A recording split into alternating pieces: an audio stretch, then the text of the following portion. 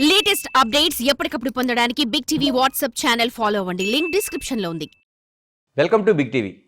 Cinema industry కోసం మంచో చెడో చెప్పాలంటే ధైర్యం చేయాల్సిందే. అలాంటి ధైర్యం చేస్తున్న వారిలో దర్శక నిర్మాత తమ్మారెడ్డి భరద్వాజ్ ఉంటారు. మనతో భరద్వాజ్ గారు ఉన్నారు. సార్ నమస్తే. సరే, ఇంటి జరుగుతున్న పరిణామాలని చూస్తున్నారు.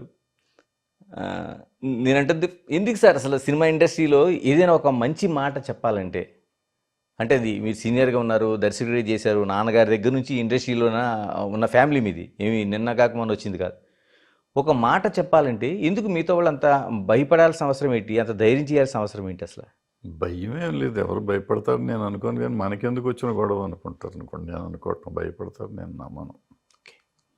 మనకెందుకు వచ్చింది లేనిపోయింది. ఇప్పుడు ఏమవుతుందంటే ఇక్కడ బిజినెస్ మనకి. నాకు ఎవరు సినిమా చేస్తారో చేయరు అనేది నాకు తెలిసిపోయింది. ఇప్పుడు చిన్నప్పుడే తెలిసిపోయింది నాకు ఎవరు సినిమాలు చేయరు అంటే. చెయ్యలేను కదా, వాళ్ళ సినిమా కోసం నేను కాంప్రమైజ్ అవ్వాలనేది నేను అనుకోలేదు. సో నేను ఎప్పుడు కాంప్రమైజ్ అవ్వలేదు కాబట్టి వాళ్ళు ఎప్పుడు కాంప్రమైజ్. అందరూ చాలా ప్రేమగా ఉంటారు నాతో, కానీ మీరు చూడండి నాతో ఎవరో సినిమా చేయలే. డైరెక్టర్లు కానీ హీరోలు కానీ ఎవరు నాతో సినిమాలు చేయరంటే వాళ్ళ వేరియస్ రీజన్స్ అయ్యి. నేను డబ్బులు ఇవ్వనా, ఇస్తాను అందరికీ మొత్తం ఫుల్ అమౌంట్ ఇస్తాను రోజులు కూడా ఉన్నాయి. వాళ్ళు చేయరు అంటే వాళ్ళకి ఎందుకు వచ్చిన తర్వాత ఏదైనా వస్తే అనే ఫీలింగ్ ఏంటో తెలియదు వాళ్ళకి. ఏదో సార్ అసలు ఎందుకంటే ఏదో మంచి సినిమాలు చేశారు, చిరంజీవి లాంటి హీరోలతో సినిమా ఎందుకులే దాని మీద డిస్కషన్ ఎందుకు, కానీ దాని ఇప్పుడు కాదు పాయింట్.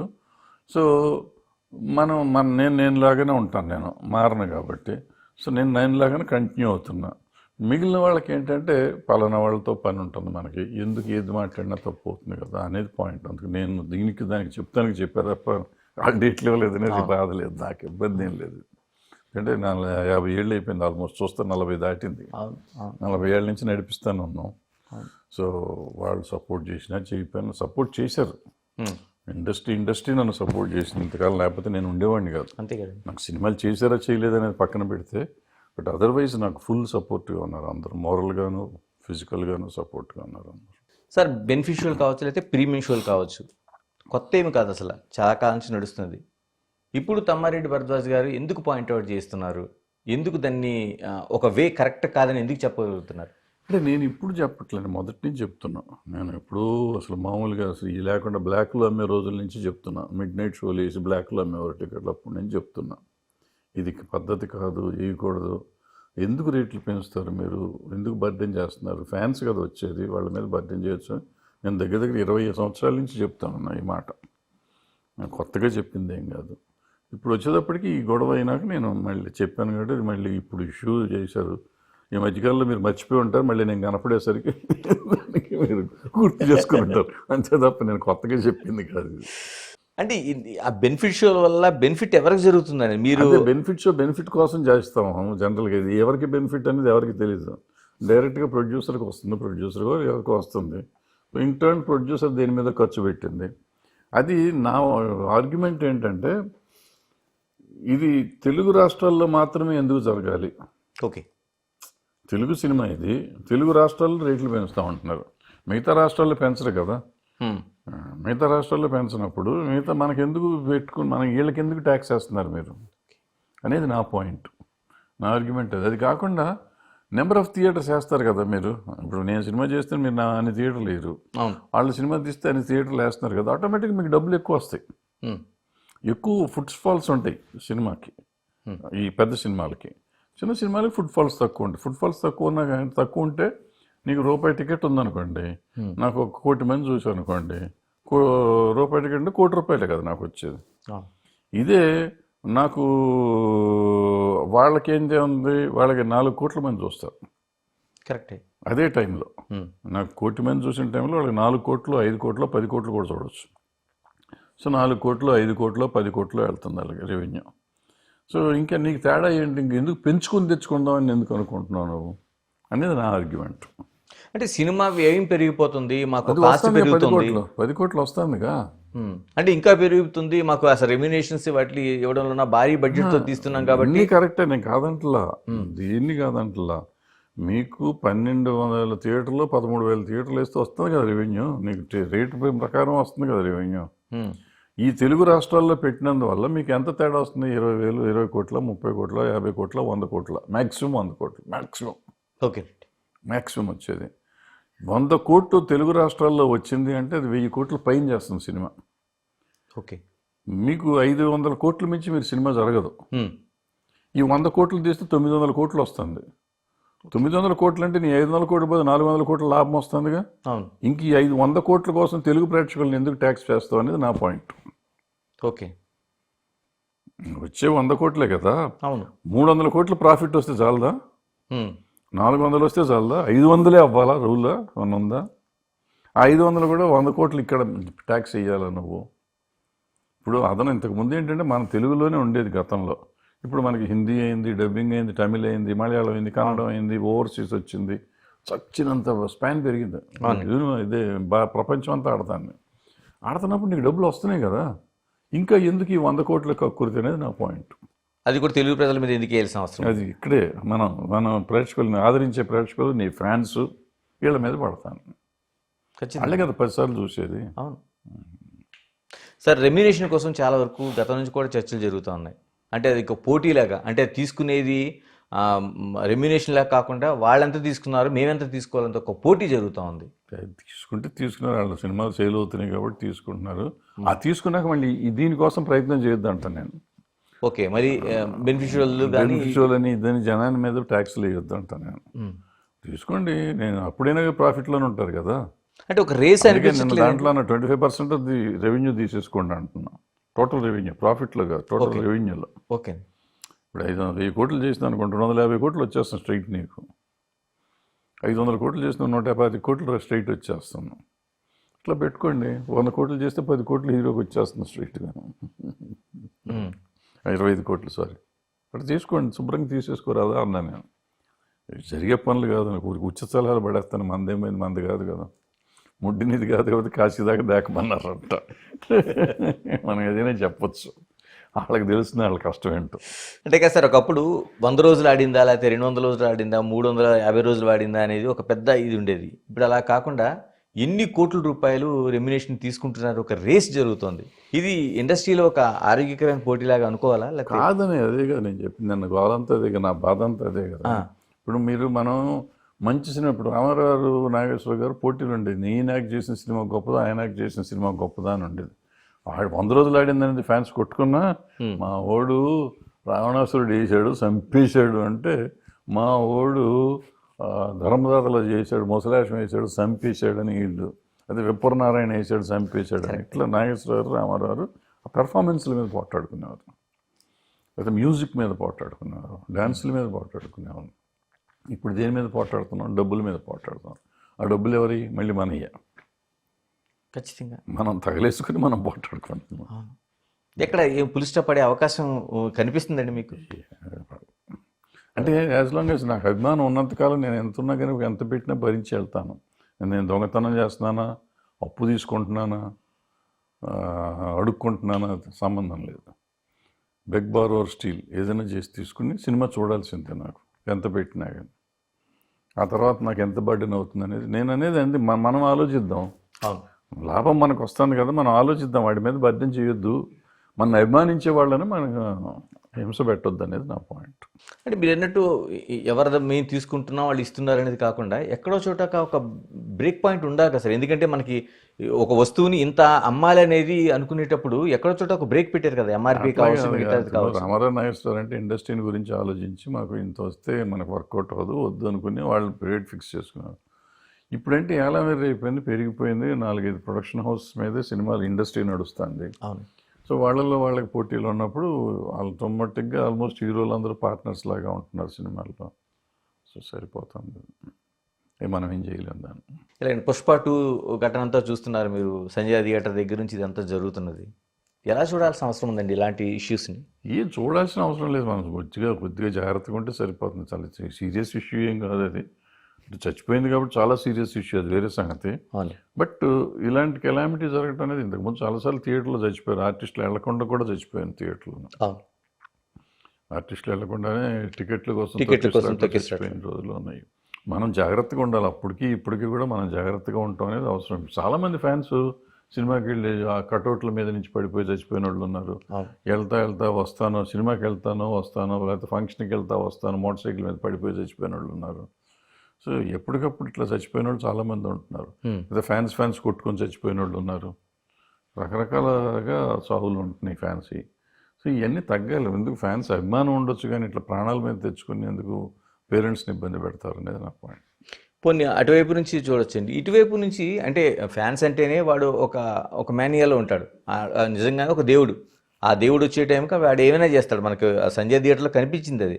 ఇటువైపు నుంచి తీసుకోవాల్సిన జాగ్రత్తలు ఏమన్నాయండి? ఎందుకంటే ఇటువంటి షోలు చేయడం దానిపైన ఇప్పటికే పెద్ద ఎత్తున సోషల్ మీడియా కావచ్చు, మిగతా ప్లాట్ఫామ్స్లో ఒక వ్యతిరేకత వ్యక్తం అవుతుంది. అని మనం తీసుకునేది ఏముంది సార్, ఇప్పుడు షో చేయకూడదు. ఫస్ట్ పాయింట్ థియేటర్లో షో చేయకూడదు. మనం ఇప్పుడు వేరే ఎక్కడ జేఆర్సీ ఫంక్షన్ హాల్లో లేకపోతే ఓపెన్ హాల్లోనో చేస్తే అది కూడా కంట్రోల్ చేసుకుని జనాన్ని పోలీసుల్ని పెట్టుకుని భద్రత పెట్టుకొని చేసుకోవాలి తప్ప మామూలుగా వదిలేసి చేయకూడదు. ఎందుకంటే వీళ్ళు అభిమానుల మీద పడిపోయి చాలా గొడవ అవుతా ఉంటున్నాం. సో ఇటువంటి థియేటర్లకు అనేది వెళ్ళటం అవాయిడ్ చేయాలి. సాధ్యమైనంత వరకు మానేస్తే బెటర్. ఒకవేళ వెళ్ళినా కానీ ఎవరికి చెప్పకుండా అనౌన్స్మెంట్ లేకుండా సడన్గా వెళ్ళి సినిమా చూసి తిరగడానికి పారిపోయి రావాలి. ఇంతకుముందు చేసేవాళ్ళు అట్లాగే చేసేవారు హీరోలు అంతా. ఓకే, అలా చేస్తే చేసుకోవచ్చు. సార్ పుష్ప తర్వాత అటు పొలిటికల్ స్టేట్మెంట్స్ కావచ్చు, ముఖ్యమంత్రి కావచ్చు, లేకపోతే అసెంబ్లీ కావచ్చు, బెనిఫిట్ షోలు అనేవి వేయడానికి లేదు, రేట్లు పెంచడానికి లేదు. ఈ సినిమా షోలు ఏదైతే మీరు చెప్తున్నారో హీరోలు అనేవాళ్ళు వితౌట్ పర్మిషన్ వెళ్ళడానికి లేదని చెప్తున్నారు. మీరేం చెప్తారు ఓడిటి పైన? కరెక్టే, చేస్తే మంచిదే. అంటే ఆర్టిస్టులు పర్మిషన్ తీసుకోవాలంటే ప్రదర్శన చేసి వెళ్ళాలంటే పర్మిషన్ తీసుకోవాలి. రహస్యంగా వెళ్ళాలంటే ఏముంది? అంతకుముందు వెళ్ళేవారు కదండి. అంతకుముందు 4 పోలీసులు ఉంటే సరిపోతుంది. ఇప్పుడు మనం చెప్పకుండా వెళ్ళామనుకోండి, ఇప్పుడు ఎక్కడ చెప్పకుండా వెళ్తే థియేటర్ క్లోజ్ చేసేస్తారు. టికెట్లు షో స్టార్ట్ అవ్వగానే క్లోజ్ అయిపోతాయి టికెట్లు, రోడ్డు ఖాళీ అయిపోతుంది. ఆ టైంలో గబుక్కుని లోపలికి వెళ్ళేసి కూర్చుని ఇంటర్వెల్ అయిపోయే టైం కొంచెంసేపు ఉండి సినిమా కంప్లీట్ అయ్యే లోపల బయటకు వచ్చాం అనుకోండి, క్లైమాక్స్ ముందు బయటకు వచ్చాం అనుకోండి, క్లైమాక్స్ అయ్యి జనం బయటకు వచ్చేసరికి ఎవరు వచ్చారంది వెళ్ళింది కూడా తెలియదు. ఆ ఇంటర్వెల్ టైంలో కొంచెం హడావిడి ఉంటుంది. అది కూడా సీట్లోంచి కదలకపోతే ఏ గొడవ ఉండదు. అలా ఉండరు కదండి, అభిమానులు అనేవాడు ఉండడు కదా అసలు. ఉంటుంది, కొంచెం ఉంటుంది, ఉండకుండా ఎట్లుంటుంది. బట్ వెళ్ళిపోవాలి. మనం సినిమా అయ్యేదాకా ఉండి మళ్ళీ చేతులు ఊపుదాం అనుకుంటే కష్టం. సరే, ఎలాగా ఈ 3 పాయింట్సే దీన్ని సినిమా ఇండస్ట్రీని గవర్నమెంట్ టార్గెట్ చేసిందని ఒక చర్చ ఒకటి లేవదీస్తున్నారు. గవర్నమెంట్కి ఏం పని అబ్బా? గవర్నమెంట్కి అసలు ఏముందని చెప్పి దీని మీద టార్గెట్ చేస్తారు. మనం ఎంత ఇస్తాం ట్యాక్స్? ఒక్కో రాష్ట్రానికి 500 కోట్లు కడతాం మహా కడితే. ఓకే, బాగా ఎక్కువ వస్తే 500 కోట్లు కడతాం. 1000 కోట్ల కంటే ట్యాక్స్ రాదు. ఇప్పుడు మామూలుగా అయితే ఇంతకుముందు ఇంత వచ్చేది. టోటల్ ఇండస్ట్రీ ఎంత కలుపుతాయండి? అంతేగా. ఓకే, అంతే. ఏమొస్తుంది? 5,000 కోట్లు చేస్తాయి సినిమాలు మొత్తం 2 స్టేట్లకు కలిపి 5,000 కోట్లు చేస్తాయి. 5,000 కోట్లకి జిఎస్టీ. 5,000 కోట్లు యాక్చువల్గా మనకు వచ్చేది తొక్కలోది. 5,000 కోట్లు లెక్కలేస్తాం కానీ ఓన్లీ మన స్టేటే తీసుకోవాలి. మన 2 స్టేట్లే తీసుకోవాలి. ఓకే, 2,000 కోట్లు కాదు, నేను పొరపాటు తప్పుడు లెక్క అది. మన 2 స్టేట్లే. 2 స్టేట్లు ఇప్పుడు ఏ సినిమా అయినా కానీ ఇప్పటికి 300 కోట్లు దాటలా 2 స్టేట్లు కలిపి. సో 300 కోట్ల సినిమాలు 3 వచ్చితే 1000 కోట్లు అవ్వవు. మిగిలిన సినిమాలు అన్నీ కలిపితే 100 కోట్లు 200 కోట్లు దాటి అవ్వవు. అంటే 1000, 1,200 కోట్లు, 1,500 కోట్లు దాటి సినిమాలు చేయవు తెలుగు సినిమాలు. ఓకే, మన స్టేట్లో మనకు వచ్చే ట్యాక్స్లో తెలుగు స్టేట్స్ దీంట్లో 20% మనకు వచ్చేది. అంటే 200 కోట్లు. ఇంతే. 200 కోట్లు చెరొక స్టేట్కి చెరొక 100 కోట్లు వస్తుంది. ఈ 100 కోట్లకి మీరు మా మీద ఏం కాన్సన్ట్రేట్ చేస్తారు మీ గవర్నమెంట్? వాళ్ళకి ఎందుకు ఈ 100 కోట్లు? ఎంత లక్షల కోట్లు వాళ్ళు చేసేది. 1,00,000 కోట్లు, 2,00,000 కోట్ల బడ్జెట్ ఒక్కొక్క స్టేట్కి. 2,00,000 కోట్లు ఈ 100 కోట్ల గురించి కాన్సన్ట్రేట్ చేసి టైం వేస్ట్ చేస్తారు ఎవరన్నా? ఎవరు చేయరు. అంటే ఇప్పుడు పెట్టిన కేసులు కూడా అలాగే చూస్తున్నారు కదా. అంటే మన దృష్టి అట్లా ఉంటుంది. మనకి వాళ్ళకేముంటుంది? ఇప్పుడు నేనున్నానండి, నేను చాలా గొప్పవాడిని నేను అనుకుంటున్నాను. నా మీద మీరు పగబట్టారని నేను అనుకుంటున్నాను. నేను అనుకుంటే దానికి నేను బడ్జెట్ కానీ మీరు కాదుగా. మీకేముంది? చట్టం తన పని తను చేసుకుపోతుంది. ఏం జరగాలో జరుగుతుంది అంటున్నారు మీరు. దాన్ని మీరు తప్పు అంటే నేను ఎట్లా అంటాను? పగబట్టారంటే నేను ఎట్లా కుదురుతుంది? కుదరదు. తమ్మారెడ్డి భరద్వాజ్ గారు లాంటి ఆలోచన మిగతా వాళ్ళు ఎందుకు చేయటం లేదు? ఇండస్ట్రీలో పెద్దలు అనుకుంటారు చాలామంది కూడా, చట్టం తన పని తాను చేసుకుపోతుంది అనేది ఎందుకు చెప్పలేకపోతున్నారు సార్? ఎందుకు చెప్పలేకపోతున్నారు? నిన్న ఇప్పుడు పొద్దున చూశాను నేను ఆ లిస్టులో. నేను ఎవరో అడిగారు 11వ నెంబర్ కదా ఎందుకు వస్తుందని. 10 మంది థియేటర్ ఓనర్స్, ఫస్ట్ 10 మెంబర్స్. అవును, అంటే ఒకటే పార్ట్. అంటే అక్యూజ్ నెంబర్ 1 అవుతారు, వీళ్ళు అక్యూజ్ నెంబర్ 2 అవుతాడు. ఈయన లెక్క ప్రకారం. ఎందుకంటే వాళ్ళంతా కలిపి ఒక పార్టీ, అవును, థియేటర్ ఒక అంతా పార్టీ, కలిపి అవును. ఒక పార్టీ అందరూ కదా. ఆ పార్ట్నర్సే అందరూ. 10 మంది పార్ట్నర్సే కాబట్టి ఒక పార్టీ అది. అవును. నెంబర్ 2 ఈయన అవుతాడు. సో నెంబర్ 2 కింద వచ్చినట్టు లెక్కేసుకోవాలి అది. ఓకే, A2 కింద వచ్చినట్టే. అంతే, నెంబర్ 2 ఏ 11 కింద నెంబర్గా వస్తే 11 అయ్యారు వాళ్ళు, 10 మంది పార్ట్నర్లు కాబట్టి. సో ఇట్లా సింపుల్గా మనం ఆలోచిస్తే ఉంటుంది. ఏముంటుంది, ఆ కేసు వెళ్తారు వస్తారు, అది బెయిల్ వస్తుంది, మామూలు. అది 2 రోజులు ఉండాల్సి వస్తే ఉండాల్సి రావచ్చు. సో ఇవన్నీ మనం తీసుకునే విధానాన్ని బట్టి ఉంటాయి, సింపుల్గా తీసుకోవాల్సిందే. ఎందుకు కాంప్లికేట్ అయింది సార్? ఎందుకంటే అసెంబ్లీలో సైతం చర్చ జరిగింది, మళ్ళీ అల్లు అర్జున్ దాన్ని ఏదైనా కానీ ప్రస్తావన. మా అసెంబ్లీలో చర్చించాల్సినంత విషయం కూడా కాదు ఇది.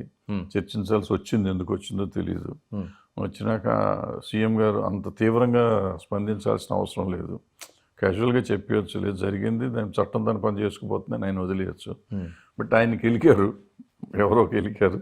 సో ఆయన కొంచెం సీరియస్గా చెప్పాల్సిన పరిస్థితి వచ్చింది. ఆ చెప్పినాక మళ్ళీ దాని మీద రిపర్కేషన్స్ ఇవన్నీ వచ్చినాయి. ఈ రిపర్కేషన్స్ని మళ్ళీ ఎవరో, ఇవేమైందంటే ఇక్కడ మేజర్గా సోషల్ మీడియా నాలాంటి వాళ్ళు, ఖాళీగా ఉన్న వాళ్ళు చాలామంది ఉన్నాం, చాలా ఛానల్స్ పెట్టేసుకున్నాం మనం. పెట్టేసుకుని మన నోటికి వచ్చింది మనం మాట్లాడుతూ ఉంటాం. ఇప్పుడు మనకేం పోయింది, మనకి సోషల్ రెస్పాన్సిబిలిటీ మనకు లేదు. ముఖ్యమంత్రి గారు పగబట్టాడు పలానా వాడి మీద, లేదా పలానా హీరో పలానా ముఖ్యమంత్రి మీద పగబట్టాడు, సినిమాలో జరిగిన సీను ముఖ్యమంత్రి చేసి దింపేస్తాడు, ఇటువంటివన్నీ పెట్టేసుకుంటుంటారు. ముఖ్యమంత్రి సినిమాలో లాగా కాకుండా రియల్ హీరోలాగా ఈయన చంపేస్తాడు, ఈయన రియల్ హీరోలాగా ఆయన్ని చంపేస్తాడని మనం పెట్టేస్తున్నాం. ఇక్కడ కటింగ్, అక్కడ కటింగ్, అక్కడ కటింగ్, సినిమాలో కొట్టినట్టు ఏడాపెడా కొడతా అంటే ఇటు వీళ్ళకి కడుపు మండుతుంది, అటు వాళ్ళకి కడుపు మండుతుంది. వీళ్ళు చేయిస్తున్నారు. యాక్చువల్గా వాళ్ళ ఎవరికి మనకు సంబంధం లేదు. మన యూట్యూబ్ ఛానల్స్ ఉన్న వాళ్ళు ఎవళ్ళకి ఇటు ముఖ్యమంత్రి గారితో కానీ అటు అల్లు అర్జున్ గారితో కానీ సంబంధం ఉన్నవాళ్ళు ఎవరు లేరు. నాకు తెలిసి ఎవరు మాట్లాడిన వాళ్ళు కూడా ఉండకపోవచ్చు మెజారిటీ. కానీ అన్ని ఛానల్లోకి వెళ్ళో లేకపోతే వాళ్ళ ఛానల్లోనో కూర్చుని ఏం జరిగిందని మీ పోటీ అడిగితే చక్కగా నేనే చూసినట్టు మాట్లాడుతుంటా. ముఖ్యమంత్రి గారు తాండూటి చేస్తే అల్లు అర్జున్ గారు, ఎవరయ్యా నీకు చూసావా నువ్వు, నీకు తెలుసా, ఈయన తెలుసా, ఆయన తెలుసా, ఎప్పుడన్నా మాట్లాడారా, ఏముండదు. క్రిస్టల్ క్లియర్గా జరిగింది చెప్పేసి వీళ్ళు చూసినట్టు చెప్తూ ఉంటారు. సో దాంతో ఏమవుతుంది, ఎవళ్ళకాళ్ళు అంటే ఛానల్స్ కూడా ఏ పార్టీకి ఆ పార్టీ లాగా ఉంటాయి కదా. సో వాళ్ళు లేనిపోని అన్నీ పెరిగిపోతున్నాయి. మనం సాధ్యమైనంత వరకు ఛానల్గా ఉన్న మన సోషల్ రెస్పాన్సిబిలిటీ ఏంటంటే ఏ సమస్య వచ్చినా పరిష్కరిస్తానికో లేకపోతే దాన్ని సమస్య తగ్గిస్తానికి ట్రై చేయాలి, అగ్నిలో ఆజ్యం పోస్తానికి ట్రై చేయకూడదు. బట్ అన్ఫార్చునేట్గా ఇది జరగట్లేదు. సార్, మీ ఫాదర్ తమ్మారెడ్డి గారి దగ్గర నుంచి ఇలాంటి వివాదాలు రావటం, పరిష్కరించుకోవడం, దాసనారాయణ గారు తర్వాత మీరు కూడా ఆ పాత్రలో చాలా వరకు మీరు చేసి ఉన్నాయి. ఇప్పుడంటే మీరు మామూలుగా పరిమితమయ్యారు, కానీ ఒకప్పుడు ఇవన్నీ చూసిన వాళ్ళే. ఎందుకు సార్ సినిమా ఇండస్ట్రీ ఎంతో కేవలం కొన్ని ఘటనలో మాత్రమే స్పందిస్తుంది, మిగతా సమస్యల్లో పరిష్కరించలేకపోతుంది పెద్దలు, సినిమా పెద్దలకు ఇప్పుడు అనుకుంటున్న వాళ్ళు? వీళ్ళు పరిష్కారం చేయకపోవడం అనేది ఏం లేదు, ప్రతిదానికి పరిష్కారం ఉంటుంది. ఇప్పుడు కొంతమంది దీనికి వచ్చారు దానికి ఎందుకు రాలేదు అంటారు. మాకు సంబంధించిన వరకే మేము వస్తాం. ఇప్పుడు ప్రతిదానికి మనం స్పందించాల్సిన అవసరం లేదు. సినిమా ఇండస్ట్రీలో ఉన్న వాళ్ళ కోసం మనం స్పందిస్తాం. పక్కన వాళ్ళ కోసం ఎందుకు స్పందించలేదు, అప్పుడు ఎందుకు స్పందించలేదు, ఇప్పుడు ఎందుకు స్పందించలేదు చాలామంది అడుగుతూ ఉంటారు. ఎప్పుడు అవసరమైతే అప్పుడు స్పందిస్తారు. నాకు మీరు పరిచయం అండి, మీకు ఏదైనా జరిగితే నేను గబుక్కుని స్పందిస్తాను. అదే అతను నాకు పరిచయం లేదు, అతనికి ఏదో జరిగితే అయ్యిందో అనుకుంటాను తప్ప నేను వెంటనే స్పందించను. మీరు వచ్చి ఏమయ్యా అప్పుడు కెమెరాకి వచ్చాడు కదా, నువ్వు ఎందుకు రాలేదంటే నేనేం చెప్తాను, అతను ఎవరో కూడా నాకు గుర్తు తెలియదు కదా. కెమెరామెన్ నాతో పనిచేశాడు, మీరు వచ్చి మీతో పాటు వచ్చాడని తెలుసు తప్ప నాకు ఎవరో తెలీదు. నేను ఎందుకు రాలేదంటే నేనేం చెప్తాను దానికి. సో ఇవన్నీ అనవసరం. ఇప్పుడు ఇదేమైంది, సడన్గా ముఖ్యమంత్రి గారు అన్నారు, గబగబా అందరం బయలుదేరుతాం, ఇది ఒక ఏలమెర్రి. ఇవన్నీ విచిత్రంగా ఉన్నాయి, చూస్తా అంటే కొంచెం తమాషా. ఇలా నిన్న జరిగిన మీటింగ్ని మీరు చూశారు, ఏమనిపించిందండి మీటింగ్ సారాంశంలో? అసలు ఇంతమంది అంటే దాంట్లో కూడా ఒక ఇది, కొందరిని ఎందుకు పిలవలేదు అర్థం కాలేదు, కొందరిని ఎందుకు పిలిచారో కూడా అర్థం కాలేదు. పిలవటం ఏముందండి, ఇప్పుడు ఆయన ముఖ్యమంత్రి గారిని కలుస్తానికి చైర్మన్ గారు అడిగారు, టైం అడిగారు, ఆయన ఇచ్చారు. చైర్మన్ గారికి ఇష్టమైన వాళ్ళందరినీ పిలుచుకున్నారు, తెలిసిన వాళ్ళను ఇష్టమైన వాళ్ళను వాటెవర్, ఆయన సినిమా ఇండస్ట్రీ అనుకున్న వాళ్ళందరినీ పిలిచాడు ఆయన. దాంట్లో ఏముంది, ఇంకా ఎందుకు పిలవలేదు అంటానికి మనం ఎవరు అడుగుతానికి. మరి ఇంకేముందండి, ఇప్పుడు ఫిల్మ్ డెవలప్మెంట్ కార్పొరేషన్ చైర్మన్గా ఆయన దిల్ రాజు గారు పిలిచింది అనుకోవాలా, లేకపోతే సినిమా ఇండస్ట్రీ అంతా కలిపి ఒక ఇష్యూని పరిష్కరించుకోవడానికి వెళ్ళినట్టు చైర్మన్ గారు పిలిచినాడు. చైర్మన్ గారు ఎవరిని పిలిస్తాడు వచ్చారు అంతే అనుకోండి. నాకు తెలిసినంత వరకు అంత విన్నంత వరకు నేను అంత. మరి సినిమా ఇండస్ట్రీ అంతా ఒక రిప్రజెంటేషన్ లాగా అంతా దానికి చెప్పారు కదండి మొత్తం సినిమా అంటే మీకు తెలియాల్సిన విషయం ఏంటంటే సినిమా ఇండస్ట్రీ అంటే ఎవరు? దగ్గర దగ్గర 300 సినిమాలు జరుగుతాయి ప్రతి సంవత్సరం. ప్రతి ప్రొడ్యూసరు సినిమా ఇండస్ట్రీ అంటే ఇప్పుడు మనకు 1000-2000 మంది ఉంటారు. వాళ్ళందరినీ మనం పిలవలేం. పనిచేసేవాళ్ళు మా వర్కర్స్ దగ్గర దగ్గర 30-40 వేల మంది ఉంటారు. వాళ్ళని పిలవలేం. సో ఈ ఆర్టిస్టులు కానీ టెక్నీషియన్స్ కానీ మిగిలిన వాళ్ళు చేస్తే ఇంకా వాళ్ళు ఇంకా ఉంటారు. ఎవరిని పిలవాలి? అందుకని ఇప్పుడు ఏమైంది, మా కౌన్సిల్లో నుంచి కూడా విడిపోయి ఏంటి ఓకే ఫెడరేషన్ లాగా కాదు సినిమా ప్రొడ్యూసర్ కౌన్సిల్ నుంచి వాళ్ళు విడిపోయి కాదు, వాళ్ళు సపరేట్గా ఇంకోటి పెట్టుకున్నారు, ఒక వ్యవస్థ పెట్టుకున్నారు. పెట్టుకుని అంటే రన్నింగ్ ప్రొడ్యూసర్స్ అంతా దాంట్లో ఉంటారు. సో ఇవాళ ఈ గత 2-3 ఏళ్ళుగా లైమ్ లైట్లో ఉన్నవాళ్ళు, గత 2-3 ఏళ్ళుగా ఉన్నవాళ్ళు అంతా కలిసి ఒక యూనిట్ చేసుకుని వాళ్ళే పబ్లిసిటీ చేసుకోవటం అన్నీ వాళ్ళు కలిసి పెట్టుకున్నారు అనమాట. నేను అనుకోవటం దానికి చైర్మన్ దిల్ రాజు గారు. ఓకే దానికి కూడా ఇప్పుడు ఉన్నారో లేదో తెలీదు, ఒకప్పుడు ఆయనే దాన్ని ఆయన బ్రెయిన్ చేయలేదు. సో వాళ్ళందరినీ పిలిచారు. ఇప్పుడు అక్కడ ఉన్న వాళ్ళంతా మెజారిటీ ఇప్పుడు running producers, running directors, except Raghavendra Rao గారు. మిగిలిన వాళ్ళంతా రాఘవేంద్రరావు గారు కూడా ప్రొడ్యూసర్గా దాంట్లో ఉన్నారు. ఓకే డైరెక్టర్గా కాకుండా ప్రొడ్యూసర్గా ఆ గ్రూప్లో ఉన్నారు ఆయన.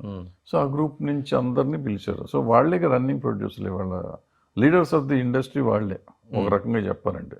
అందులో మీకు తెలిసిన వాళ్ళు ఉండొచ్చు, తెలిసిన వాళ్ళు ఉండకపోవచ్చు, బట్ వాళ్ళు రన్నింగ్లో ఉన్నారు సినిమాలు. వాళ్ళ సక్సెస్ఫుల్ పేర్లన్నీ అందులో ఉన్నాయి.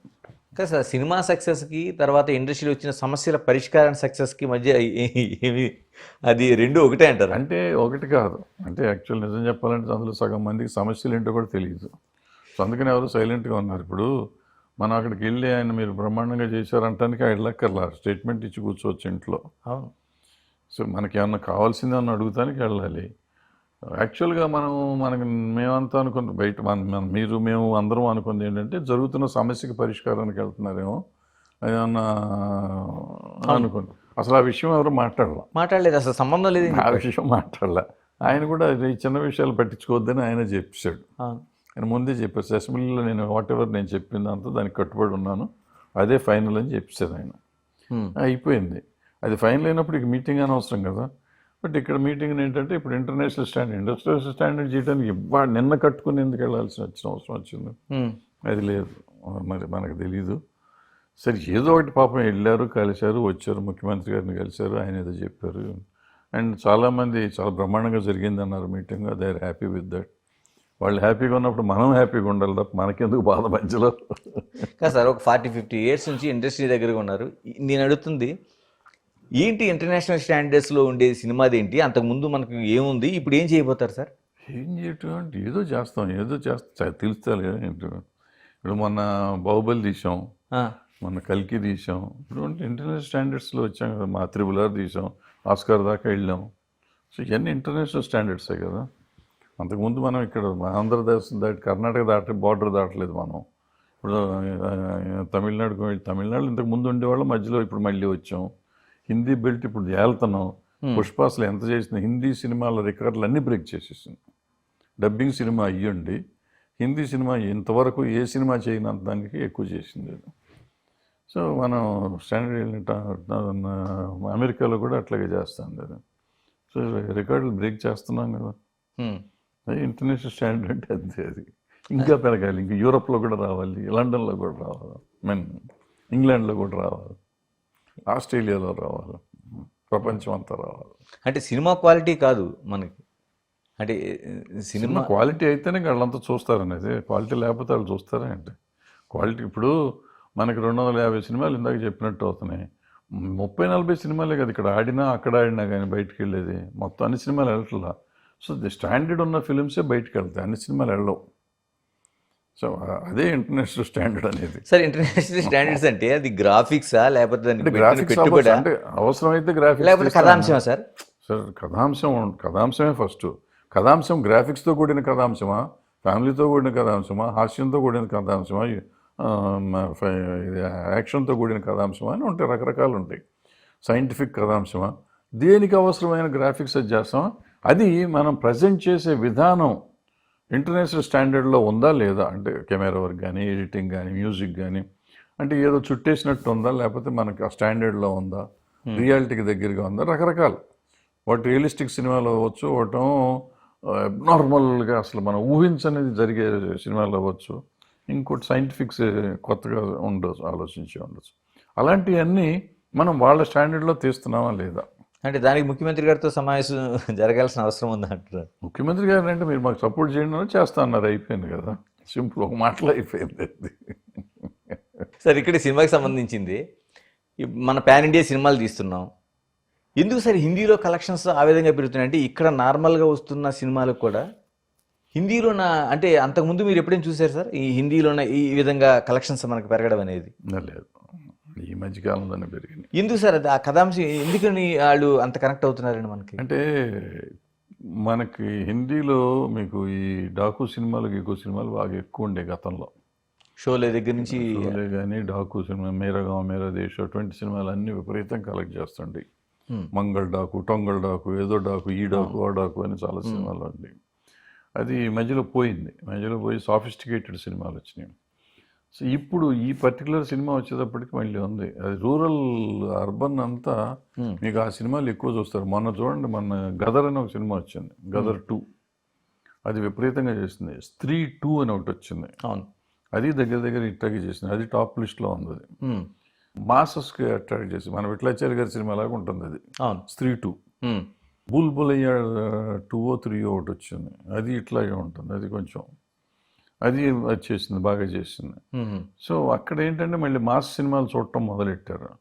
ఇది అవుట్ అండ్ అవుట్ మాస్, మనకంటే మనకి ఇది మామూలు సినిమా లాగా ఉండేది, అందుకని మన కలెక్షన్ తక్కువ ఉంది. వాళ్ళకి ఇది అసలు విపరీతంగా ఎక్కేసింది, ఆ డబ్బింగ్ గిబ్బింగ్ చూసేసరికి ఎక్స్ట్రాడినరీగా ఉంది అది. వాళ్ళ స్టాండర్డ్లో వాళ్ళకి కావాల్సిన మసాలా మొత్తం ఉంది.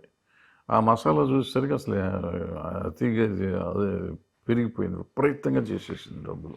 అంటే ఇక్కడ కలెక్షన్స్ కంటే అక్కడ మొత్తం 4 ఇంతలు 3 ఇంతలు ఉంది. సార్ ఒక్కసారి నేను వెనక్కి వస్తాను. ఇప్పుడు నిజంగా ఇటువంటి సమస్యలు వచ్చేటప్పుడు ఫిల్మ్ ఛాంబర్ ఉంది మనకి, తర్వాత ఎఫ్డిసి ఇప్పుడు ఎలాగా ఉన్నారు, అంటే ఏది ముందు ప్రయాణం చేయాలి, ఏది వెనక్కి చేయాలి, ఇప్పుడు ఒక చర్చ ఒకటి ప్రారంభమైంది. అసలు ఏంటంటే సమస్య వచ్చినప్పుడు ఏం చేయాల్సిన అవసరం ఉంది? అంటే ఫిల్మ్ ఛాంబర్ పాత్ర ఏంటి? సమస్యలు ఏదైనా ఫిల్మ్ ఛాంబర్లో సాల్వ్ అయిపోతాయి. గవర్నమెంట్తో సమస్యలు అంటే ఎఫ్డిసి కోఆర్డినేట్ చేస్తుంది. నాకు తెలిసి గవర్నమెంట్తో ఏ సమస్యలు లేవు, మనకి ఉన్నాయి సమస్యలు ఉన్నాయి, కానీ ఆ సమస్యల గురించి నిన్న ఎవరో మాట్లాడలేదు. నిన్న మాట్లాడలేదు. పైగా సమస్యల కోసం వెళ్ళినట్టు కూడా లేదు. సమస్యల కోసం వెళ్ళాలంటే ఛాంబర్లో మీటింగ్లో పెట్టి ఛాంబర్లో నుంచి ఓ రెజల్యూషన్ తీసుకుని వెళ్ళాలి అక్కడికి, ధర్మంగా అయితే. అటువంటిది ఏమీ చేయలేదు. కౌన్సిల్లో కూడా చేయాలి, మూవీ ఆర్టిస్ట్ అసోసియేషన్లో కూడా చేయాలి. చేయాలనుకుంటే అన్ని చోట్ల చేసుకుని అందరినీ కలుపుకొని వెళ్ళాలి. వర్కర్స్ ఫెడరేషను అంటే ఇండస్ట్రీ సమస్యలు అనుకుంటే, లేదనుకుంటే ఇదేంటంటే ఇప్పుడు సినిమా నిర్మాతలు కానీ వాళ్ళ ఆర్టిస్టులకు కానీ ఉన్న సమస్యలు అనుకున్నారు, రన్నింగ్ ప్రొడ్యూసర్లు అనుకున్నారు, ఏదో వాట్ ఎవర్ అనుకున్నారు, రన్నింగ్లో ఉన్న వాళ్ళు అనుకున్నారు, వాళ్ళు వెళ్ళారు. తప్పేం లేదు దాంట్లో. ఎందుకంటే నేను ఇండస్ట్రీ అని నేను చెప్తాను, 40 ఏళ్ళ నుంచి ఉన్నాను నేను, 15 ఏళ్ళ నుంచి 12 ఏళ్ళ నుంచి సినిమాలు తీయట్లా. నాకు ఏం తెలిసి వచ్చు అక్కడ, నన్ను పిలవలేదని నేను ఇక్కడ కూర్చుని అన్ని పుల్లలు పెట్టి చెడగొడతాను తప్ప మనం చేసేది ఏముంది. ఇవాళ వాళ్ళు ఫేస్ చేస్తున్న వాళ్ళు ఉన్నారు, ఈ లాస్ట్ 3 years నుంచి సినిమాలు తీసిన వాళ్ళు, కాబట్టి వాళ్ళకి ఇవాళ సమస్య తెలుస్తుంది. ఓకే, నేను నిన్నటి సమస్య చెప్పగలను కానీ ఇవాళ సమస్య నేను చెప్పలేను. సో నన్ను పిలవలేదు అంటాం కంటే తెలిసిన వాడిని వెళ్ళటం బెటర్. బట్ ఏంటంటే ఎక్కువ మంది వెళ్తే too many cook spoil the బ్రాత్ లాగా అంతమంది వెళ్ళాల్సిన అవసరం లేదు. ఏదో అవసరమైన వాళ్ళు 10 మంది 5 వెళ్ళేసి చెప్పుకుని వచ్చేస్తే అయిపోయేది. పిలిచిన వాళ్ళు కూడా వెళ్ళలేదు కదా. ఐ డోంట్ నో వాళ్ళ రీజన్స్ ఏంటో మనకు తెలియదు కదా. సార్ మొత్తం సమస్య ఎంత అంటే పుష్ప అనేది 2 అనేది ఒక సినిమాకి సంబంధించింది, సంజయ్ థియేటర్ సమస్య, తొక్కిసలాట, కేసులు, కోర్టులు, ఇవన్నీ. దీని సినిమా ఇండస్ట్రీ సమస్యగా దాన్ని ఎక్స్పోజ్ చేయటంలోన అది లేదుగా. ఎందుకు ఎక్స్పోజ్ చేశారో తెలియదు, కానీ నిన్న జరిగింది అది కాదు కదా. ఆ సమస్య కోసం వాళ్ళు వెళ్ళలేదు. సో ఇప్పుడు నిన్న నేను అన్నది ఒక మనిషి కోసం ఇండస్ట్రీ తల వంచిందని నేను అన్నానని ఎట్లా ఉంటారు మీరు అన్నారు. నిజమే, ఎందుకంటే వాళ్ళు వెళ్ళలేదు కదా దానికి. అవును, ఇండస్ట్రీ కోసం వెళ్ళా, బట్ వీళ్ళు అనుకున్న మనసులో వీళ్ళందరూ దానికోసం వెళ్ళారు నిజం చెప్పాలంటే నా ఉద్దేశంలో. బట్ అక్కడికి వెళ్ళాక ఆయన మాట్లాడే అవకాశం లేదు, వీళ్ళు అది మాట్లాడలేదు. సందర్భం అయితే అదే, అంతే కదా. సందర్భం అయితే అదే. ఇప్పుడు ప్రత్యేకంగా సినిమా ఇండస్ట్రీకి వచ్చిన కష్టం లేదు, లేదా ఇంటర్నేషనల్ స్థాయికి తీసుకెళ్లాల్సిన వేదిక కాదు. సో ఏదైనా కానీ అది కాదు కాబట్టి నేను తప్పు, వాళ్ళు రైటు. ఆయన ఏమీ చేయలేదు, ఆయన వల్ల అయింది కాదు ఇది. మామూలుగా జనరల్గా ఇండస్ట్రీ వెళ్ళాల్సి వచ్చింది, ముఖ్యమంత్రి గారిని కలిసి వచ్చారు, అంతే సింపుల్. సరే, ఇలా జరిగితే పుష్ప ఘటన నేపథ్యంలో సినిమా ఇండస్ట్రీ తరలిపోతుంది అనేది ఒక బ్లాక్ మెయిలింగ్ లాంటిది ఒక వాయిస్ వినిపిస్తున్నాయి. అంత వీక్గా ఉందండి. నేను ఇందాక చెప్పాను కదా, నాలాంటి పని లేని వాళ్ళు చాలామంది ఉన్నారు ఈ దేశంలో, రాష్ట్రంలో. మాకేముంది, నేను తరలి వెళ్ళిపోతాను, నేను వెళ్తా, ఏమన్నా అవుతుందా ఇండస్ట్రీకి? 20 వాళ్ళు ఎవరో స్టేట్మెంట్ ఇస్తే ఏమవుతుంది? ఎవరు వెళ్ళేది? ఎవరికాళ్ళ ఆస్తులు ఎక్కడ ఉన్నాయి, సినిమాలు ఎక్కడ ఉన్నాయి? ఇప్పుడు ఇక్కడ సినిమా తీసేవాళ్ళు ఎంతమంది? అందరూ బయటికి వెళ్ళి తీసుకుంటున్నారు, అట్లా వెళ్ళి తీస్తారేమో. దీనిండి ఎవరు వెళ్తారు? వెళ్ళమనండి, నష్టం ఉంది.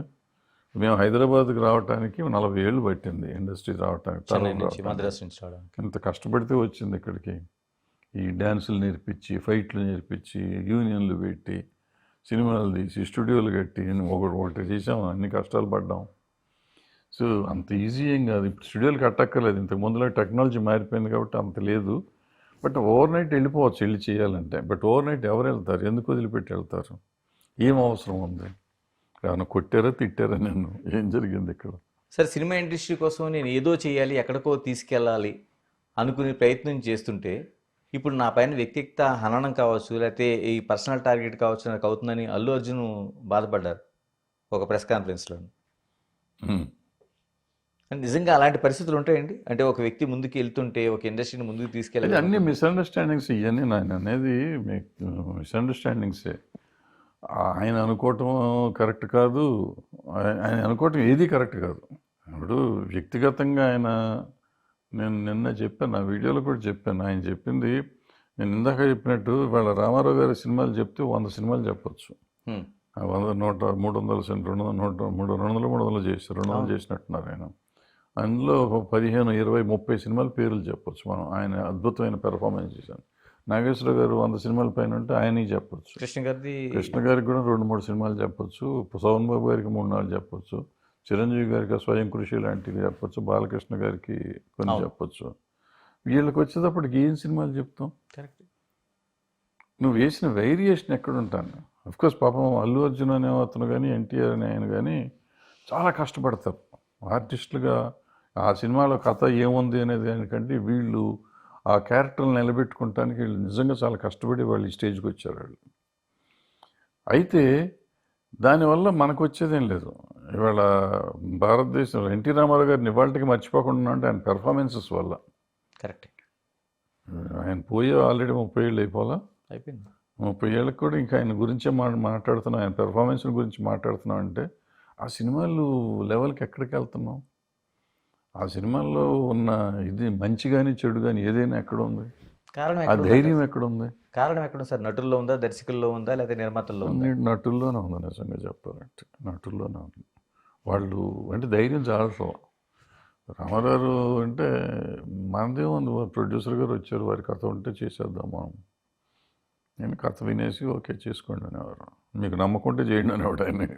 వింటాం వినేవారు కానీ మీకు నమ్మకుంటే చేయండి అనేవారు. ఓకే, అంత ఓపెన్గా అట్లా చేశారు సినిమాలు. సో వీళ్ళకి అట్ట కాదు, వీళ్ళు నమ్మాలి, వీళ్ళకి ఒప్పుకోవాలి, వీళ్ళ సెక్రటరీలు ఒప్పుకోవాలి, వీళ్ళ పక్కన వాళ్ళు ఒప్పుకోవాలి, ఇంట్లో వాళ్ళు ఒప్పుకోవాలి, ఇంకెవాళ్ళు ఒప్పుకోవాలి. ఇట్లా రకరకాలుగా ఉంటాయి దానికి. ప్లస్ పక్కన టెక్నీషియన్లు అందరూ ఉండాలి, ఊరంతా ఉండాలి, ప్రపంచం అంతా ఉండాలి, ఉంటే వీళ్ళు చేయొచ్చు. దాంతో ఏమవుతుందిగా రొటీన్ సినిమాలు వస్తూ ఉంటాయి. ఆ వేరియేషన్ కోసం వీళ్ళు ట్రై చేయరు, ఉన్న దాంట్లో చేద్దామని ట్రై చేస్తూ ఉంటారు. ఏముంటుంది, ఈ జుట్టు తీసి ఇట్టేస్తారు, లేకపోతే ఇటు పక్కేస్తారు. మారిపోయింది, అంతా మార్చేసాం. లేదా గెడ్డం వేస్తారు, గెడ్డం వేసి గెడ్డంలో పెట్టి గెటప్ వచ్చి కొత్త గెటప్. దీనికోసం ఉన్న ఫారినర్ని తెస్తారు, వాడు $1,00,000 తీసుకొని పోతాడు. వాడు ఏమంటే కిట్ కటింగ్ చేసి ఆడతాడు జుట్టు. అవును సార్. చివరిగా చెప్పండి, పుష్ప ఈ ఇష్యూకి సంబంధించి తిరుగుతుంది కాబట్టి దీనికి ఫుల్ స్టాప్ పడాలంటే భవిష్యత్తులో జరగకుండా ఇటువంటి ఘటనలు ఫుల్ స్టాప్ పడిపోయిందండి. పుష్ప సమస్య లేదు. ఫస్ట్ మీరు మర్చిపోండి దాని గురించి. పుష్ప సమస్య లేదు. ఆ కోర్టు గొడవలు ఏముంటాయి నడుస్తాయి, నడుస్తుంది. అది నడుస్తుంది. దాన్ని అది ఆ చట్టం దాని పని చేసుకుపోతుంది. ఏం జరగాలంటే జరుగుతుంది. దాని గురించి ఇష్యూ లేదు, ఇక ఓకే. అయిపోయింది. నేను నెక్స్ట్ ఏం చెప్పాలి? భవిష్యత్తులో ఇది జరగకుండా ఉండాలంటే భవిష్యత్తులో జరగకుండా ఉండాలంటే అందరు హీరోలు, అందరు థియేటర్లు, అందరూ అభిమానులు, ఈవెన్ తల్లిదండ్రులు అందరూ జాగ్రత్తగా ఉండాలి. ఇది ప్రతి వాళ్ళకి. ఇప్పుడు మనం అనవసరంగా అల్లు అర్జున్ ఒక్కడే బాధ్యుడు అని అంటున్నాం. నేను కూడా అనలా ఆ మాట. అందరూ హీరోలు ఉండాలి. నేను అంతకుముందు వీడియో పెట్టాను, నిన్న వీడియో పెట్టాను. అంతకుముందు వీడియోలో చెప్పాను నేను. చెప్పిందే చెప్తే పాసిపళ్ళ దాసరే అవుతుందని చెప్పి నిన్న మళ్ళీ చెప్పలా. సో చెప్పేటప్పుడు అల్లు అర్జున్ బాధ్యుడు అవుతాడు కదా అనేది మొన్న అన్నదే మళ్ళీ నిన్న కూడా అన్నాం.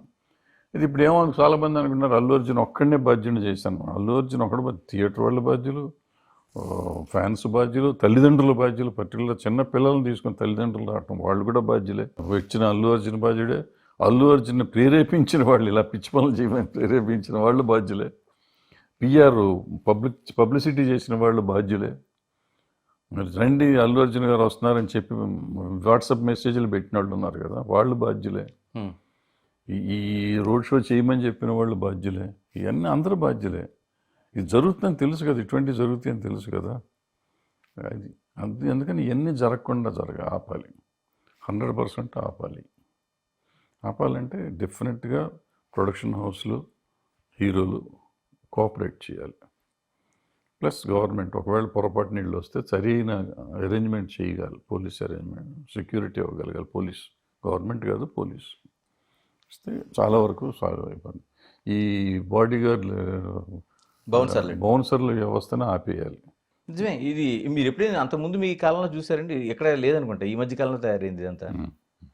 అంతకుముందు అభిమానులే చుట్టూ ఉండి చూసుకునేవారు. వాళ్ళు చూసేవారు, ప్రొడ్యూసర్లు, డైరెక్టర్లు. మేము ఆపేవాళ్ళం. మేము పెద్ద హీరో రామారావు నాగేశ్వర రోజుల్లో నేను మా చిట్టబ్బాయి గారు వాళ్ళు వీళ్ళు ఉండేవారు. మేము ఉండేవాళ్ళం, ఆపేసేవాళ్ళం, జనాన్ని తోసేవాళ్ళం. సరే, సినిమాలో ఇన్ని వేల కోట్ల రూపాయలకి వెళ్ళిపోయిన తర్వాత అంటే ఇప్పుడు దాదాపు ఒక 1000 కోట్ల మార్క్ అనేది ఒక బెంచ్ మార్క్ అయిపోయింది. మీరేం చూడాలనుకుంటున్నారు భవిష్యత్తులో? ఇక్కడతో అవుతుందా లేకపోతే ఇంకేమైనా? 5,000 కోట్లు 10,000 కోట్లు. నేను ఆ టాప్ 100 ఆఫ్ వరల్డ్ సినిమా ఉంటుంది కదా, ఆ రేంజ్లోకి వెళ్ళాను. ఇప్పటికీ మనం వచ్చాం 1000 కోట్లు అంటే దగ్గర 100 సినిమాల్లో ఉంటున్నాం మనం. అవును, 100లో కాదు, 10లోకి రావాలని నా కోరిక. 10లో రావాలంటే 5,000 కోట్లు దాటాలి. 5,000 కోట్లు. సో దాటాలని నేను అనుకున్నాను. 4,000 కోట్లు 5,000 కోట్లు వస్తే టాప్ 10లోకి వెళ్ళిపోతాం. అప్పుడు ఏం చేయాలి సార్? టికెట్ రేట్లు ఇప్పటికే పాప్కార్న్ మళ్ళీ టికెట్ రేట్లు ఎందుకు కాబట్టి మళ్ళీ ఇందాక చెప్పినంత అంటే మళ్ళీ థియేటర్ల సంఖ్య ఎంత ఉంది కాబట్టి సంఖ్య ఉంది కదా, డబ్బులు వస్తాయి నీకు. ఫారిన్ అక్కడ డాలర్లో వస్తాయి, అక్కడ డబ్బులు ఎన్ని ఫారిన్ ఎక్స్చేంజ్లో వస్తుంది. నార్త్ ఇండియాలో వచ్చి నార్త్ ఇండియాలో రేట్లు పెంచి అమ్ముతారు వాళ్ళకి వేరియబుల్ రేట్స్ అని. మనకు కూడా వేరియబుల్ రేట్స్ పెట్టుకోవచ్చు. ఓకే, వేరియబుల్ రేట్స్ అంటే ఏ షోకి, మార్నింగ్ షోకి తక్కువ ఉంటుంది అక్కడ బాంబేలో. మేము పుష్ప 1 చూసాం సినిమా. పుష్ప 1 జైలర్ అది వచ్చింది, రజనీకాంత్ 2 సినిమాలు నేను బాంబేలో చూసాను. మార్నింగ్ షోకి వెళ్తే 300 రూపాయలు అంత టికెట్, ఎర్లీ మార్నింగ్ షో 7:30కి. అదే 9:30 షో నైట్ అయితే 2,600 రూపాయల టికెట్. జైలర్కి పుష్పకి రెండింటికి అదే రేటు. అందుకని మేము పొద్దున్న 4ంటికి 300కో 400కో చూసాం. అది వేరియబుల్ అనమాట. సో అట్లా వేరియబుల్ పెట్టుకున్నాను అనుకోండి, ట్యాక్స్ వచ్చేది వస్తుందంటే పొద్దున్నే జనం రారు కాబట్టి అటు తక్కువగా పెట్టుకున్నారు. తక్కువ కొంటే మళ్ళీ డబ్బులు లేని వాళ్ళు ముందు వెళ్తారు, డబ్బులు ఉన్న వాళ్ళు సాయంత్రమే వెళ్తారు. ఏమన్నా సుఖంగా ఉంటుంది కదా. ఆ రకంగా చేసుకుంటే ఉంటుంది. అది థియేటర్ వాడికి ఛాయిస్ ఇస్తే. ఇక్కడ ఏంటంటే సినిమా అనేది, టికెట్ అనేది నా ఇష్టం, నేను సినిమా తీస్తున్నా. మీ ఇష్టం అయితే మీరు రావచ్చు, లేకపోతే రావకపోవచ్చు. రేట్ పెంచుతాను నువ్వెవరు అని అడుగుతానికి నిజంగా పెంచక్కర్లేదు. పెంచుతామో అన్నారు అనుకోండి, ఇట్లా వేరియబుల్ రేట్స్ పెట్టుకోండి, ట్యాక్స్ కట్టండి, తీసుకోండి, ఎవరు వాళ్ళు వస్తారు. సార్, దీనికి అనుబంధంగా ఇప్పుడు చాలా వరకు టికెట్ రేట్లే కాదు, లోపలికి వెళ్ళిన తర్వాత మనకు పాప్కార్న్ కల్చర్ పెరిగింది. అసలు సామాన్యుడు 1,500 నుంచి 2,000 రూపాయలు పెట్టకపోతే సినిమా థియేటర్కి వెళ్ళలేని పరిస్థితి ఉంది. మనం రోజు అనుకుంటున్నాం. నేను దగ్గర ఇటువంటి దీని మీద ఒక 15 వీడియోలు చేశా. ఎవరైనా తగ్గారా? వెళ్ళి కొంటున్నారుగా. పాప్కార్న్ ఇప్పుడు యాక్చువల్లీ నేను ఫస్ట్ వీడియో పెట్టినప్పుడు 150 ఉండేది, ఇప్పుడు నాకు 350 అయింది. 350 అయింది. అవును, అది జాంబో ప్యాక్ అని 200 రూపాయలు పెరిగింది. మనం 15 వీడియోలు పెడితే డెవలప్మెంట్ ఏంటంటే 200 రూపాయలు పెంచారు వాళ్ళు. అది పరిస్థితి. కదండి అది ఒక సెంటిమెంటరీ పిల్లల్ని తీసుకెళ్ళినప్పుడు ఒక సెంటిమెంటరీ బ్లాక్మెయిలింగ్ లాంటిదండి అది పిల్లలు పిల్లలకి అడుగుతారు. అది లేకుండా గడవదు. పిల్లల్ని తీసుకెళ్తే నీకు ఒక్కొక్క పిల్లడి మీద 500 రూపాయలు నువ్వు ఖర్చు ప్రిపేర్ అయిపోయి వెళ్ళాలి. వెళ్ళకపోతే కుదరదు. అది ఇది అనుభవించాల్సిందే. అనుభవించాల్సిందే, తప్పదు. మనం చేసిందే కదా, మనం చేసింది మనం అనుభవించక ఎవరు అనిపిస్తారు? ఎక్కడ బ్రేక్ అంటే చేసి ఇప్పుడు ఏమవుతుంది, కందకు లేని దొరద కత్తి పెట్టుకెందుకని వాళ్ళకి లేని బాధ నీకు ఎందుకు అంటారు. నీకు ఇష్టం లేదా మానే, నేను రమ్మని నేను అడగట్లేదుగా. టికెట్ పెట్టాను, దీనికి రేటు పెట్టాను ఎంత, దీనికి ఇంత రేటు పెట్టాను. నీకు ఇష్టమైతే రా, కష్టమైతే మానేయి. నీ దగ్గర డబ్బులు లేవనుకో, నోరు మూసుకుని లోపలే కూర్చో. సినిమా థియేటర్ బయటికి రాబాకు. వచ్చిన టాయిలెట్కి వెళ్ళి మళ్ళీ లోపలికి వెళ్ళి కూర్చో, సినిమా చూసుకో. ఎవడు కొనమన్నాడు నేను 300 రూపాయలు నేను కొనమన్నానా? బలవంతం ఏం లేదు కదా. నా రేట్ ఇది, నీకు ఇష్టమైతే రా, కష్టమైతే పో అన్నారు. తీసుకుంటే తీసుకో, లేకపోతే మానే. అదొక ఆర్గ్యుమెంట్. సామాన్యుడు వస్తున్నాడు కదా, ఈయన మోసం చేసేస్తావు అనేది ఇంకో ఆర్గ్యుమెంట్. రెండు కరెక్టే. అండ్ నియంత్రణ ఎలాగండి సార్ మరి? ఎవరు నియంత్రించలేరు. అంటే నియంత్రించాలని చట్టాలు ఉన్నాయి, అన్నీ ఉన్నాయి, కానీ ఎవరు నియంత్రించలేరు. ఆ చట్టాన్ని నేను చాలా అడ్వాంటేజ్గా వాడుకోవచ్చు. ఇప్పుడు కోకోలా బాటిల్, వాటర్ బాటిల్ ఉందనుకోండి, దాని మీద టీఆర్పీ ఎంఆర్పి ఉంటుంది. ఎంఆర్పి రేట్కి అమ్మాలని ఉంటుంది. సో వాళ్ళు ఏం చేస్తారంటే లూజ్ వస్తారు. లూజ్ ఎంతైనా పెట్టుకోవచ్చు. మీకు బాటిల్ అమ్మరు, లూజ్ అమ్ముతారు. లూజ్ అమ్మితే 100 రూపాయలు అమ్మవచ్చు. వాళ్ళకి యాక్చువల్గా 3 రూపాయలు 4 రూపాయలు పడుతుంది లూజు. 100 రూపాయలు 80 రూపాయలు అమ్ముతారు. సమోసాలు వాళ్ళు 3 రూపాయలకి తెస్తారు. మనకి వచ్చేటప్పటికి అమ్మాలంటే 25 రూపాయలు 50 రూపాయలకి అమ్ముతారు. సార్ ఫైనల్గా ఇప్పుడు అంతకుముందు ఏదో పెద్ద దిక్కు అంటే దాసనారాయణరావు ఉండేవారు, తర్వాత చిరంజీవి ఏదో చూపించారు. అంటే ఇప్పుడు ఏదో ఎఫ్డీసీ కావచ్చు, లేకపోతే ఫిల్మ్ ఛాంబర్ కావచ్చు, ఇలాగే ఉంటుందా? లేకపోతే సినిమా ఇండస్ట్రీకి ఒక పెద్ద దిగ్గా ఒక ఫోటోలో అది ఏమైనా కనిపిస్తుందా మనకు భవిష్యత్తు? పెద్ద దిక్కు అని అసలు ఎక్కడ ఉండదండి. భ్రమది. దాసనారాయణరావు గారు అనుకోకుండా ఏంటంటే ఆయన అన్నిట్లోనూ ఆయనే కనపడేటట్టుగా ఆయన actor, writer, director, producer, distributor, ఏంటి ఎగ్జిబిటరు, వర్కరు అన్నీ ఉండేవాడు. పొలిటీషియన్ను, ఇన్ని అవతారాలు ఉన్నాయి కాబట్టి ఆయన ఏ సమస్య వచ్చినా అందరూ ఆయన దగ్గరికి వెళ్తానికి అవైలబుల్. ఇంకోటి వీటన్నిటికంటే అబోవ్ ఆల్ అవైలబుల్. ఎవరు వెళ్ళినా తలుపు తీస్తే ఒక టీ కాఫీ ఇచ్చి మరి సమస్య వినేవాడు ఆయన. అంత బిజీగా ఉండి ఎలా వినేవాడు ఆయన, మనిషో ఇంకోటో తెలియదు నాకు. దానివల్ల ఆయనకి అవకాశం వచ్చింది. అలా మనం అవ్వలేము, అసలు ఇంపాసిబుల్. ఇంకో మనిషి పుడతామని అవసరం, పుడతాడని నమ్మటం కూడా తప్పది. పుట్టడు ఎవరు.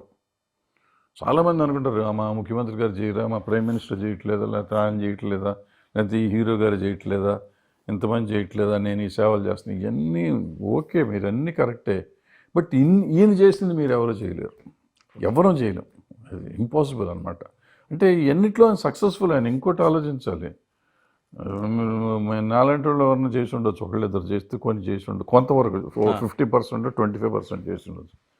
కానీ మేము మిగిలిన ఆయన అన్నిట్లో సక్సెస్ఫుల్. ఆయన ఓకే, ఒక దాంట్లో సక్సెస్ఫుల్ అయి ఉండొచ్చు. ఆయన ప్రతిదీ as a director is a great director, as a writer great writer, as an actor great actor, as a producer great producer. ఏది చెప్తే డిస్ట్రిబ్యూటర్ పెద్ద డిస్ట్రిబ్యూటర్, చివరికి పత్రికాధిపతిగా పెద్ద పత్రికాధిపతి, లిరిసిస్ట్గా ఆయనే ఉన్నాడు, డైలాగ్ రైటర్గా ఆయనే ఉన్నాడు.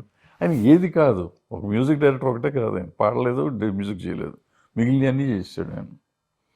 సో ఆయనతో మనం కంపేర్ చేయలేం. అందుకని ఆయనకి అవకాశం వచ్చింది, ఆ అవకాశం మనకు రాదు. ఇంకొకటి మీరు పెద్దగా అనుకోవాల్సింది, ఇప్పుడు మనం మామూలుగా పలానా వాళ్ళు ఉండొచ్చు కదా, పలానా వాళ్ళు చేయొచ్చు కదా అంటారు. It's practically not possible to spend time for them. వచ్చే వాళ్ళ కాఫీలు టీలు ఇవ్వాలి, ఎంత అవుతుందో తెలుసా? భోజనాలు పెట్టాలి, ఎంత అవుతుందో తెలుసా? అసలు ఇంట్లో ప్లేస్ ఉండాలి అంతమందిని అకామిడేట్ చేస్తానికి, వాళ్ళకి ఎన్ని ఇస్తానికి. నెల అయ్యేటప్పటికి ఆ బిల్లు ఎవరు కడతారు? ఆయన కట్టి భరించాడు పాపం. ఎవరు భరించి పెట్టుకోగలిగే వాళ్ళు ఎవరు ఉంటారు? ఇవన్నీ జరిగే పనులు కాదు. ఊరికి పెద్దలేడా అంటారు. మీ సొమ్యం పోయింది ఓ డైలాగే కదా, పెద్దలేడా. పెద్ద అవ్వాలంటే పెద్ద అయినందుకు ఆయన ఎంత అనుభవించాడో నాకు తెలుసు. ఆయన ఎంతెంత డబ్బులు అయ్యో తెలుసు. ఆయన రోజు నెలకి ఎంతమందికి డబ్బులు ఇచ్చేవాడు నాకు తెలుసు. అవన్నీ ఎక్కడి నుంచి వస్తాయి? ఆయన పెద్ద అన్నారు. ఆ పెద్ద మొత్తం ఉన్నది ఉంచుకున్నదంతా కరిగిపోయింది. ఆయన గురించి ఎంతో చెప్తారు, అన్ని లక్షల కోట్లు ఉంటాయి, ఇన్ని వేల కోట్లు ఉంటాయి అంటారు. అల్టిమేట్గా ఆయన పోయినప్పుడు ఎంత ఉందో లెక్క నాకు తెలుసు. అది ఏమీ లేదు. ఆ పిల్లలకి ఏమొచ్చింది, 3 పిల్లలకి ఇంత ఉంటుంది. అది వాళ్ళు ఏ కామన్ మ్యాన్కైనా వచ్చినంత వచ్చింది వాట వాళ్ళకి, ఇంకంతకంటే తక్కువ వచ్చింది. ఏముంది ఇవన్నీ పెట్టుకుని పెద్ద పెద్ద పేరు తప్ప ఏముంది ఆయనకి. అంటే ఫినాన్షియల్గా డిఫరెంట్గా ఈ రోజుగా ఆయన గురించి మనం మాట్లాడుతున్నామంటే ఆయన సాధించనిది లేదు, సాధించింది ఎంతో ఉంది.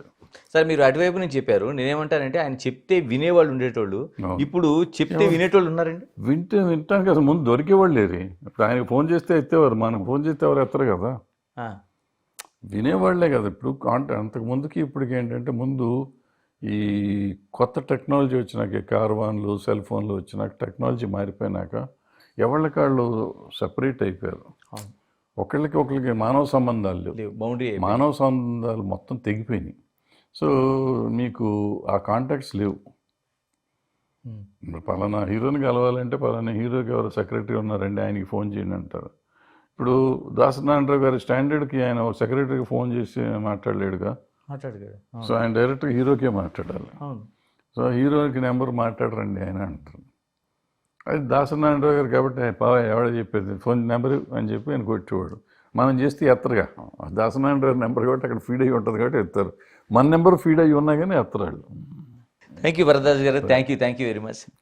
ఇది టోటల్గా సినిమా ఇండస్ట్రీకి సంబంధించిన అనేక సమస్యలు పరిష్కారం అనేది అదొక నడుస్తూ ఉండే చరిత్ర. రెండోది పుష్పక్ సినిమా సంబంధించి అది అయిపోయింది, ఆ సమస్యకు సంబంధించింది.